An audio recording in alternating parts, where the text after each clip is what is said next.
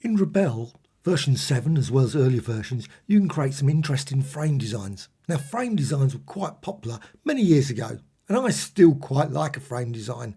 What do I mean by that? Well, I mean giving an edge just around here to any image.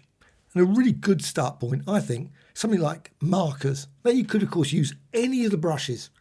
You don't have to use just the marker one. You could, of course, combine it. Maybe create some watercolour effects with your frame or edge. But I'm going to go with marker. And with this, I'm going to go down here and I've got here markers. If you can't see this panel and you'll look here, window, you probably think, well, there's no such thing as markers. Well, there's properties. For some weird reason, it doesn't change. You think it could put bracket markers or something. But no, it's properties, or maybe properties here. But in the properties for the marker, you've got a number of options. You've got size, opacity, etc. But you've also got this option. You've got paint, you've got paint and blend, you've got blend, and you've got erase. And I really like the erase feature. Now I'm just going to quickly show you what I mean, because I'm just going to go around the edge and just apply this. Now you could use any, I'm just using that one. And you can see there, I've got marker brushes. You might prefer to go with this one. This one's dry, but this one's probably liner, probably a bit better. And it's nice to, I think, start with something maybe slightly bigger. 75, I think, is reasonable. So let's just apply that. And you can see what you create there. You just create this, cuts through to the background, the paper. So you can see the paper there. Now you could, of course, apply it all the way around, and you certainly can continue to apply it. And I'm just going to, now, one thing is if you use a different brush, and I find with some of the other brushes, if you go to some of these, you might find that you end up with sort of leftover sort of edge, which I don't particularly want. So I quite like the marker because it gives a nice sort of lovely design like that. And you can see around the edge, there is nothing left over. It doesn't sort of leave gaps and bits and pieces of the brush stroke. So I'm just going to go down this side. And of course, you can always just apply it a couple of times. Maybe you can apply it like that. You might decide, you know what, I just want some edge there. So let's just click down there, and you can create some interesting like variations. Don't have to have it just straight, sort of, or fairly straight. Now you could, of course, do that. You can see then you can just drag across and maybe just go like that to create an edge. Well, now, of course, once you've got this, what you can do, you can go over here. And of course, there's a number of other tools you could use. You could, of course, again, just use some of these other ones. So you go oils there. And this is the reason why I mentioned. So if I go for here for erase, so with this, you go, I'm just going to choose one of these ones. You can see this is a bit rougher design. So just undo that, select that one, and again, go to erase. Always makes sense you go to that. Otherwise, you will just start to paint on that design. And then you can set the size. Now, at the moment, it's 88. So let's just go down there. And you can see what happens. When you just do that, it does have a tendency to just leave little bits left, which is fine when you've got like some of it, most of it removed. But as soon as you've done that, you suddenly find you get this sort of like edge around here. And I don't think that looks very nice. But once you've got this sort of design, you can then, of course, just go down there and just add a bit more variation. You might like to sort of just, you know, create a nice sort of more rough sort of edge. And of course, you can vary the brush. You can always go there. And again, as soon as you select that, make certain you've got this still selected. Hasn't gone back to just a paint or something else. And you can see you can create that kind of edge. Or you could, of course, use other tools. There's express oils as well. And maybe go for that one. And again, make certain you go here to erase. If you don't use erase, you're obviously going to not get that sort of edge effect. Now you can, of course, bring things back if you want. You can also, of course, maybe make a copy of the image before it, so you can always then sort of blend the two together again. So if you've lost parts of it, you know, you might not want everything gone. Or, of course, you can always do an undo. So as soon as you, obviously, don't go too far. Once you've gone too far, it's a bit of a pain to go always back. Now, I'm just going to go with that. Okay, so I've got that design. Well, of course, I can add some more. Go and add another bit of edge around it.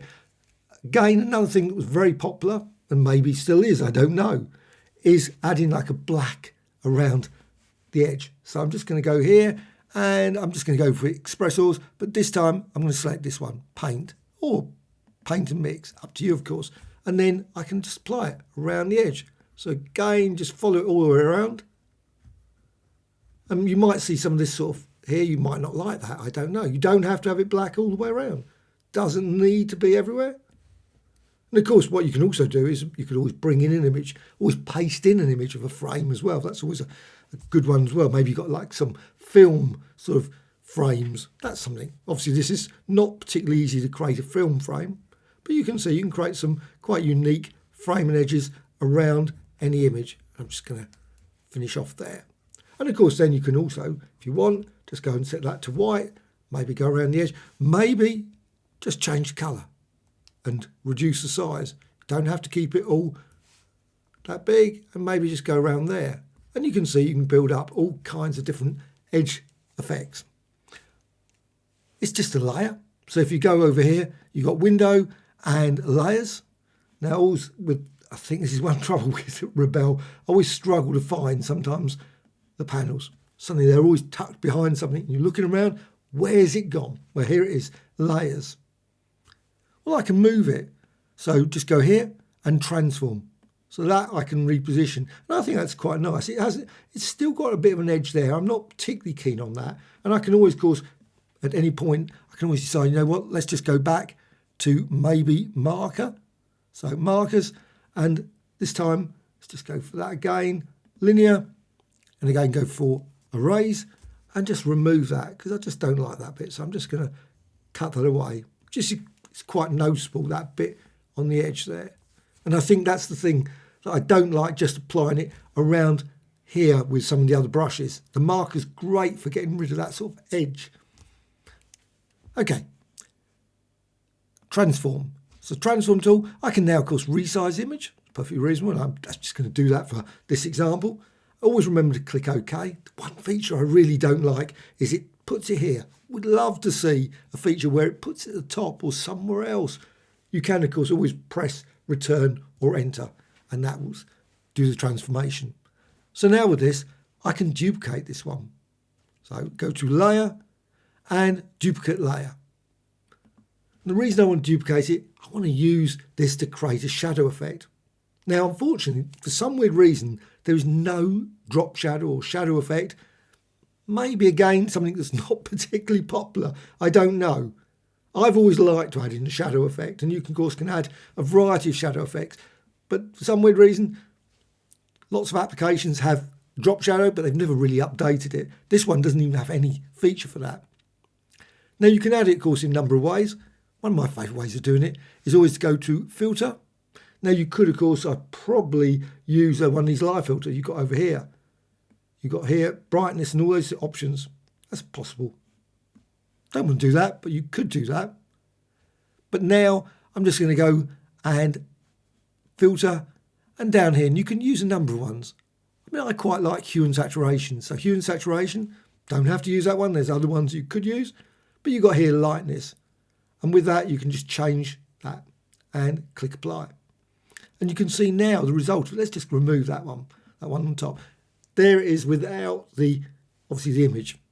So without that, you can, and then of course you can bring it back again. Now you might actually want to just remove the image for now. Just get rid of that.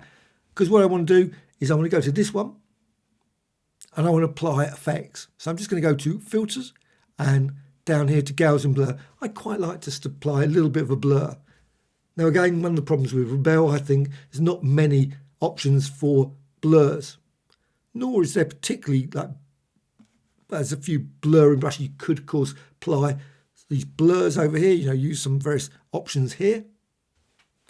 But these effects are reasonable, I think. So just apply. Now, some of them, like the lens one, is useful, but unfortunately it doesn't apply particularly a great preview. I've found it doesn't, I don't know what I'm going to get most of the time before I actually click apply. So there I've got that. Now I can also distort this. So I can just go here, because I don't want it just to be like that. I can just go here, transform. And I can now apply a transform. Obviously, I can just use your standard transform. But you've got here, again, this properties one. So window, you've got properties still. You go here to deform, which is a nice one. Or maybe use warp. But with deform, you can then just sort of make it as if it's sort of like going off a particular angle. So you haven't got it just right at the back. Or maybe if you want, you could of course make it bigger to make it sort of spread out further back. So it's lots of options for this. And like I say, just resize that, click there, and then just drag down. So you can create, like I say, an onion. It still looks like that frame. Still got the frame. But with this, you can create a slight variation. It's like stretching it off in a particular angle, which I like. You could, of course, use the perspective. That's another option as well. And then, again, always remember to press OK or press return all on the keyboard, and you've got that. And of course, you could, like I say, just go here and apply water maybe, just to blur it a bit. Up to you. Number of options there. But I'm not going to do that.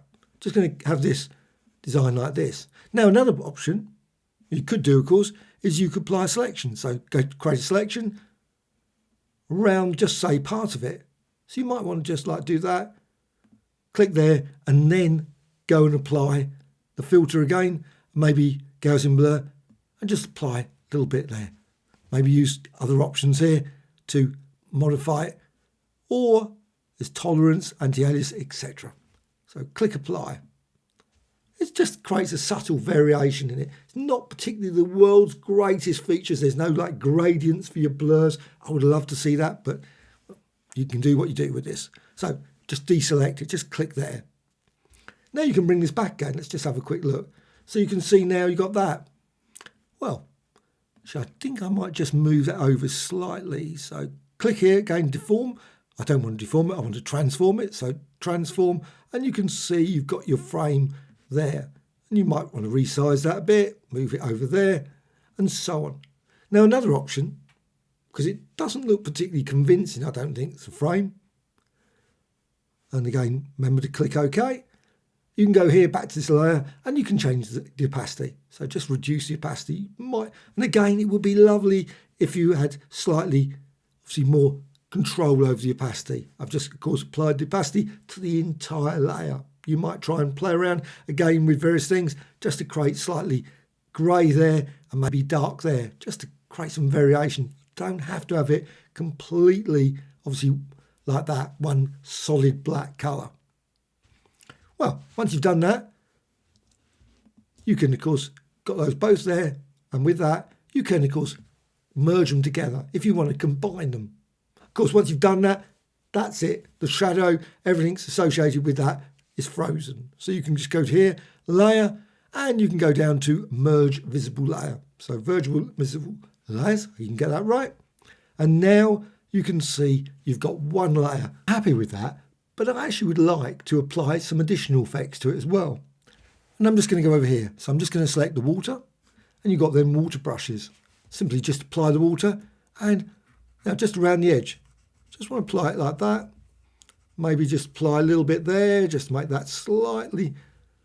Just run that down there. You can just run it around. Obviously, I'm just using that soft one there. And just drag that up there. Just make slight variation of that frame. And you can, of course, apply it multiple times, and you can see what happens. It will obviously then just suddenly drip in particular ways. And, of course, you can manipulate it in numerous ways in Rebelle. I'm just going to use it just for a few seconds like that. And after that, I'm just going to dry it, because actually one thing with recording videos and doing watercolours, it does actually cause quite a strain on the machine. I can always hear it sort of grinding as it starts to wet the layer. And you can see then you've created slightly more interesting variation on that. Hope you found this tutorial of interest. Any questions about Rebelle, about the frames, about the edges? I actually created lots and lots of edges over the years. And also there were quite a few plugins for edges. I don't know if those still are available. Unfortunately, of course, in Rebelle, you can't actually use plugins in the way that you can in Photoshop and other applications. Also, please subscribe to the channel. Always adding new tutorials all the time, especially about Rebelle, about Affinity Photo, Designer, as well as Photoshop and Painter and other applications. Bye.